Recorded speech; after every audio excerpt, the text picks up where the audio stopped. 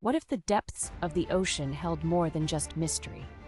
In the freezing, unforgiving waters of the Arctic, beneath the eternal dance of the waves, there lies a legend as chilling as the sea itself. The Inuit speak of Sedna, a woman whose fate was sealed not by her own doing, but by a betrayal so deep it reshaped the very oceans. Once, Sedna was no more than a young woman, living a simple life, unaware that her destiny was tied to the dark depths below. Her tale is not just a myth whispered around campfires, but a saga of unimaginable sorrow and transformation. Sedna's story is that of an ordinary daughter, betrayed by the one person she trusted most, her father. The storm began with a marriage. Sedna, courted by many, eventually accepted a suitor, but it was a choice she would come to regret. Her new life, far from the warmth of her family, was a prison disguised as a promise. Desperate and heartbroken, Sedna's cries reached her father, who came to rescue her. But the journey back was where the real nightmare began. As they fled across the turbulent sea, the skies darkened, the winds howled, and Sedna's father made a choice. A choice that would tear their bond apart and cast Sedna into a world she could never return from. The ocean took her, but it did not claim her entirely. Instead, it transformed her, turning her into something far more powerful than any mortal woman. Sedna was once a radiant young woman admired by many in her small Inuit village. Her beauty drew countless suitors, but none stirred her heart. She longed for more than the simple life she knew, dreaming of escape from the cold, hard land. One day, a mysterious man arrived, cloaked in charm and promises. He spoke of a life of ease, far from the biting winds and endless toil. Sedna, captivated by the vision he painted, saw a chance to leave her struggles behind. Against her father's wishes, she accepted the stranger's offer, leaving her home to embark on what she believed would be a journey to paradise. But soon, Sedna realized the paradise was a mirage. The man who had promised her warmth and comfort was not what he seemed. He was a bird spirit, cruel and deceptive, his true nature hidden beneath a false exterior. He took her to a desolate island, barren and windswept, where the only sounds were the howling wind and his harsh commands. Sedna was trapped, her dreams of luxury shattered, replaced by a stark, lonely reality. She spent her days in fear and misery, longing for the safety of her father's home.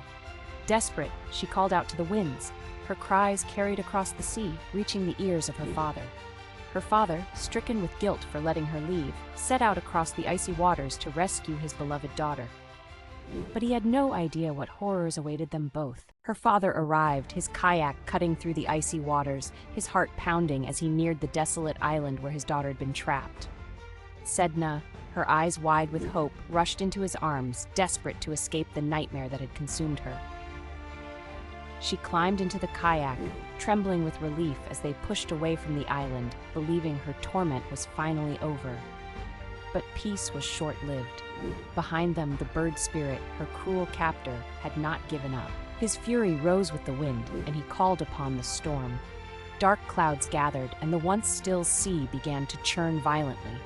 The waves grew monstrous, crashing against the small boat, threatening to capsize it with each strike. Sedna clung to the kayak, her eyes filled with fear as the storm intensified. Her father's face twisted in terror as he struggled to keep the boat afloat. The wind howled in his ears, and the relentless sea battered him from all sides. In that moment of panic, he made an impossible choice. The storm, he thought, was sent by the spirits to punish him for taking his daughter back. His mind raced, consumed with dread. In his desperation, he grabbed Sedna, his only child, and with trembling hands, cast her into the freezing depths of the ocean.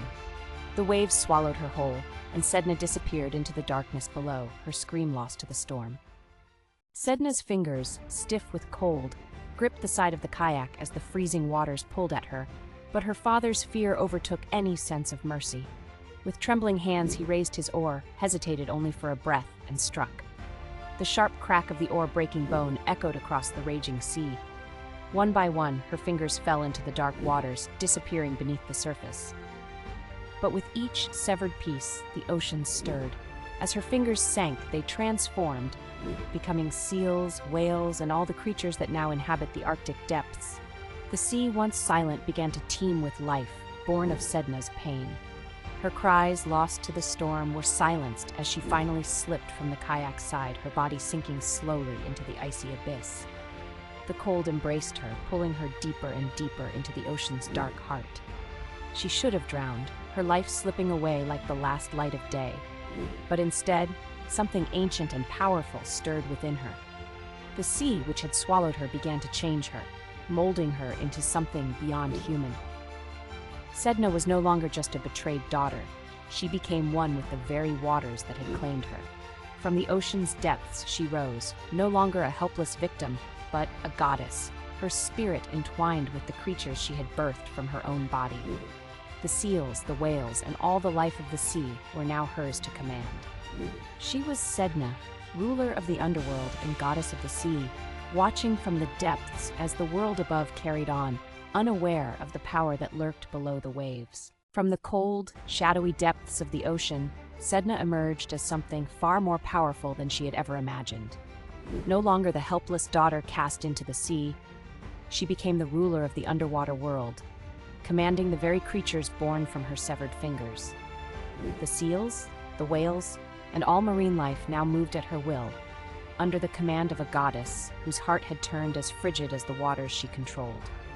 The gentle woman who once trusted her father was gone. In her place stood a being who had known betrayal and loss, and her trust in humanity had vanished with the last of her fingers. Sedna no longer cared for the needs of men, especially those who sought to exploit her ocean's creatures. If the Inuit hunters did not approach the sea with the respect it demanded, Sedna would call back her bounty. The seals and whales, once plentiful, would disappear into the abyss, leaving the hunters with nothing but empty waters. Desperate, the people would send a shaman to descend into the sea's depths to seek Sedna in her underwater realm. It was no simple task. The shaman would have to comb through her long, tangled hair that Sedna, with no hands left to tend to, could not manage herself. Only through this act of care and respect would Sedna be appeased, and only then might she consider returning the creatures to the surface. But in Sedna's icy heart, the bitterness of betrayal never fully thawed. The shaman would dive into the icy depths, braving the freezing waters that led to Sedna's cold, dark realm. As he descended, the weight of the ocean pressed in, and the eerie quiet of the underwater world grew louder with each passing moment. Sedna, the once betrayed daughter, now goddess of the sea, waited in her cavernous underwater domain. Her eyes, filled with both sorrow and fury, followed the shaman's every move. He was there not for himself, but for his people, desperate to appease the goddess who controlled the creatures of the ocean. The seals and whales they depended on had vanished into the abyss, summoned back by Sedna's anger. When the shaman finally reached her, he began the ritual. With trembling hands, he combed her long, tangled hair, a task she could no longer do herself since the day her father had severed her fingers. The shaman's voice echoed in the deep, offering words of respect, pleading for her mercy. But Sedna was not easily swayed. Her heart, as icy as the waters around her, still ached from the betrayal of her past. She listened in silence, her face betraying no emotion, watching as the shaman's desperation grew. Would he truly understand the depth of her pain? Only if he could. Only if he could reach the part of her that still longed for justice, would she release the creatures back to the surface. In that moment, the balance between life and death teetered in her hands, and she alone would decide their fate. The ocean remained still, awaiting her choice. Sedna's story didn't end when she sank beneath the waves, transformed into a being far more powerful than anyone could have imagined.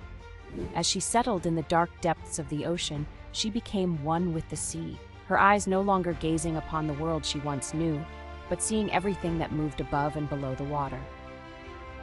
Her severed fingers, now seals, whales, and all the creatures of the ocean, swam in her domain, responding to her will. She wasn't driven by revenge. No, Sedna had transcended such emotions. She had become something larger, something ancient, watching over the creatures she created and the people who relied on the bounty of the sea. But Sedna did not forget. She had known betrayal, felt the bitter sting of abandonment by her own father. That pain lingered, cold as the Arctic waters she now commanded. And so, when the hunters came to her seas, she watched them closely. She saw how they took from the ocean, sometimes too much, sometimes without reverence. When their greed became too great, Sedna would pull back the creatures into her depths, her anger manifesting in the barren waters that would starve their people. Yet Sedna wasn't entirely cruel. She understood the delicate balance between the world above and the world below. And it was this balance she fiercely protected, ensuring that those who sought her favor knew the price of her wrath. The legend of Sedna, passed down through countless generations, weaves a haunting tale as cold and mysterious as the Arctic waters themselves. Long before she became the powerful goddess of the sea, Sedna was a young woman betrayed by the very people she trusted most.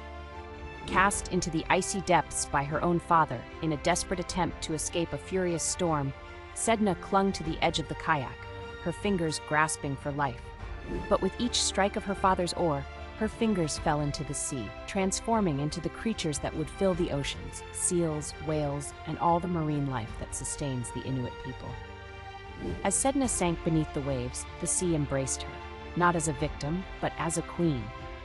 She became the ruler of the ocean's depths, her sorrow turning to strength, her loss transforming into power. From her underwater realm, Sedna commanded the creatures of the sea, her mood dictating the fate of those who relied on her bounty. The Inuit hunters knew that if they angered Sedna, the creatures of the sea would disappear, retreating into the dark abyss. To appease her, shamans would descend into the frigid waters, combing Sedna's hair she could no longer tend with her severed fingers. Only through these acts of reverence could the hunters hope to restore the balance between life and the cold, unforgiving sea. Sedna's story, like the ocean she commands, is ever-shifting, a tale of betrayal, transformation, and the unstoppable force of the sea. Her legend endures, as vast and untamable as the waters themselves.